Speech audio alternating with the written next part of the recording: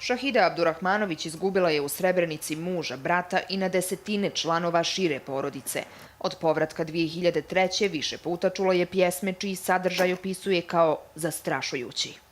Ono je zaista nekako teških tekstova za slušati, da čovjek ne povjeri, da čovjek može sad do te mjere da povrijedi jednu majku koja je pogubila svu djecu, recimo 3-4 sina, znaju jednu od tih koja je izgubila 3 sina koju su oni faktički ubili.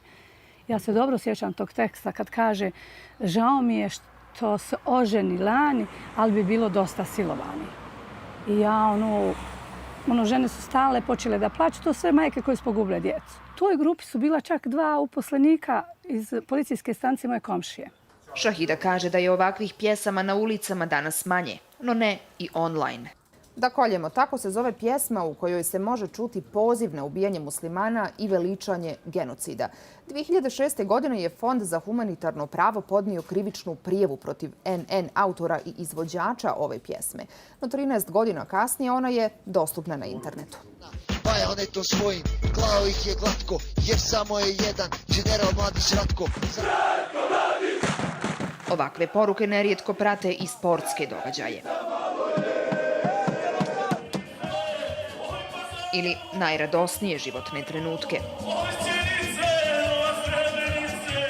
Sve to jeste oblik govora mržnje. Ljudi nisu, kod nas barem u društvu, toliko svjesni posljedica koje govor mržnje može izazvati kod žrtava. Dakle, kako se on osjećaju, dakle, emocionalno, dakle, da je to jedan psihološki stres koji na neki način doživljavaju.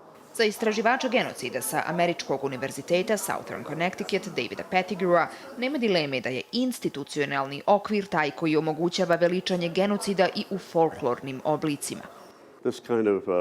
Ovakvo uvredljivo poricanje genocida kroz kulturu samo potkrepljuje institucionalno poricanje. Negiranje genocida na institucionalnom ili lokalnom nivou jeste psihološka uvreda i nanošenje štete žrtvama koje onemogućava njihovo izlječenje.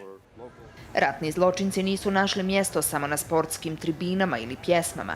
Na banjalučkim ulicama, među ostalim, moguće je kupiti i majicu sa likom Ratka Mladića zbog genocida u Srebrenici, prvostepeno osuđenog na doživotnu kaznu zatvora. Aida Hadžimusić, Al Jazeera, Sarajevo.